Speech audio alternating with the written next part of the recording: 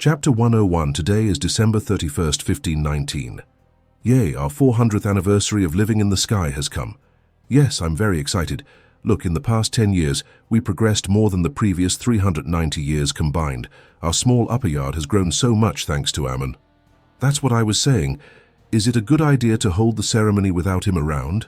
Shandians were happily chattering among themselves. Some were hesitant if it is a good idea to do this without the main character of the century present here. Nah, it would be fine.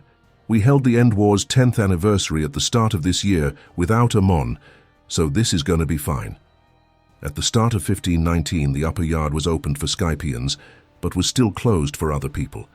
So this ceremony was considered a big day, bigger than this year's. After all, this is the 400th year of the Shandian and the upper yard being in the sky. Among everyone's chattering, Yona was very busy. She was seemingly preparing everything by herself. That's how hard she was working. Hey, put the flowers at the gate. What are you doing, Team 7? Don't mess with the balloons. Stop, that's not how you put the bulbs. She was already sweating heavily. Her red hair was sticky around her neck.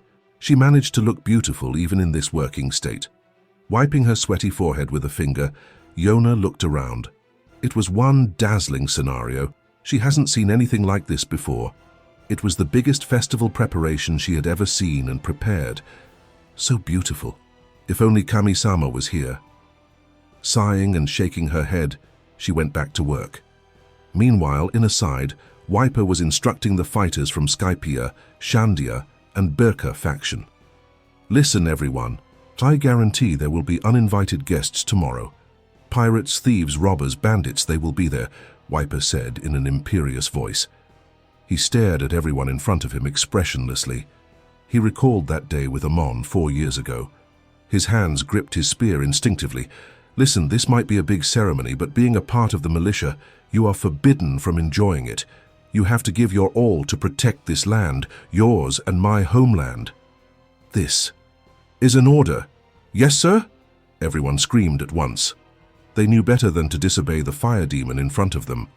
At the back of the neatly standing people, a Skypiean frowned in displeasure.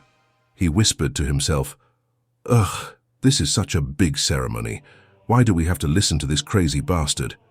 He didn't have enough courage to say that out loud, but this was enough, because, boom, Wiper heard it all.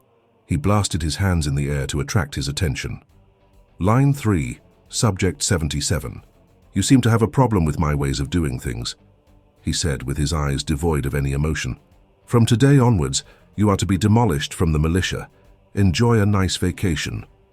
Saying this in a light voice, Wiper turned around and started to walk away. Sir, please give me another chance, sir." Whoa. A royal ship was seen to be coming towards the Heaven's Gate. This ship belongs to Alabaster's royal family. "Father, look, there are clouds everywhere. Look. The Princess of Alabaster, Nefertari Vivi, was pulling King Cobra's robe, asking him to look around. Cobra, with a smile on his face, did what she was asking him to do. Ha. Yes, it certainly is a beautiful port. I was right. It was a good idea to bring her here. Ha. Cobra laughed in ecstasy in his mind. Meanwhile, Vivi kept looking around. On the deck of the ship, Robin was sitting, reading a book. She had a smile on her face while wearing a pair of glasses. What a strange language. The book she was reading was written in a language that even Robin herself wasn't aware of. Amon came to Earth 5 months ago to meet Robin and keep track of the changes that happened in his absence. He does that every now and then, though Robin assumed this time when Amon returns, he would come back for real. Last time, he gave her the book and asked her to try and comprehend the language of the book. This was the language that the aliens spoke in. Amon can also speak in that tongue, but he can't write it. He didn't have enough free time to waste learning languages. This past 4 years, he didn't have a break at all. He trained and took over lands like a madman. Things happened in space, so he was busy there, fighting. Robin knew this well, but she wasn't worried at all, from what she witnessed last time. Recalling it, she got shivers in her spine. Seeing what he did that time reduced her fear for Aokiji. It is almost non-existent by now. She ignored Vivi's tantrum and kept reading the book. She has already grasped a small portion of the language, but there is still a long way to go. So, ahiaz means food. How interesting. Giggling to herself, Robin continued reading. A few minutes passed like that. Her mind drifted for a second. Her blue eyes looked at the similarly blue sky above. I guess some people will do foolish things tomorrow. I need to be on guard. It was clear to her, but she was confident. She's not the same person from 6 years ago, nor was she the same person from 4 years ago. She believed she was strong enough to stop relying on Amon any longer. Currently, she was reading the book which was being held by one of the 2 arms that were coming from both her side chest. She has been exhibiting this arm non-stop for 5 days now. She is training the time limit and endurance of her ability. Her initial limit 6 years ago was keeping 2 extra hands for half a day. Now it was 5 days and more. The hands gradually disappeared as Robin released a heavy breath. She will bring forth the hands again soon. Vivi Pov. We then came across an old man with a white beard, wearing a metal suit. He is supposed to be the Sky Knight. How exciting. He recognized us and directed us to the upper yard, saying we were respectable guests. Man, our alabaster sure is something. Even this sky, which is disconnected from the world, knows about us. I was happy and proud of my country. Suddenly Father laughed from my side while talking to the Sky Knight. Ha ha ha, sir. I have to say the Skypieans sure know how to treat their guests. I guess Amon sure made some preparation for his father-in-law. Ha ha. A frown appeared on my face. Again, I hate this. So they were only treating him because of that. I can hear Miss All Sunday giggle from the side. Is she making fun of me? I looked at her only to find she was reading a book. Never mind. I quite like her. She's the reason why I accepted my father's proposal to come here actually. Oof, if I had a person like her looking after me. How nice it would have been. Shaking my head almost unnoticeably, I then paid attention to the road. From where we entered the island, it was just trees. They acted like a barrier, a fence. This place would be very hard to attack for an enemy. There were also many guards around the place. They seemed strong, stronger than our best soldiers. I also witnessed some weaponries. Those weaponries looked destructive as well. With all this thing in their sleeves and a warlord as their leader, I don't think they are weaker than Alabaster by any means. This kingdom is dangerous indeed. It seems my previous assumption was wrong. They aren't leeching on us. As we go deeper, I can see the nicely carved buildings. These buildings were carved in and on the trees. They look fun to live in. I heard there is a city of gold, though I don't see any sign of it yet. Was it a lie? I don't care much though, they can lie all they want. It's their kingdom after all. Flash. Wait, that's that golden glow. Suddenly, a golden light shined in my eyes through the buildings and trees. My legs moved automatically. Father, I'll be back. Ignoring Father's worried yelp, I ran forward. I was always like this, doing things by myself, though I don't think I will regret it this time. Flash! As I ran through the large trees, jumping from one tree to another, while stepping on crunchy old leaves, I regretted not bringing my transported duck, Karoo, with me. As I was lost in my thoughts, standing on the branch of a tree, I finally came across it. I was speechless for a second. How beautiful it was. So the rumors are true. There really was a city of gold lingering in the sky. In front of me, there were many architectures made of gold. They were shining under the noon sun beautifully.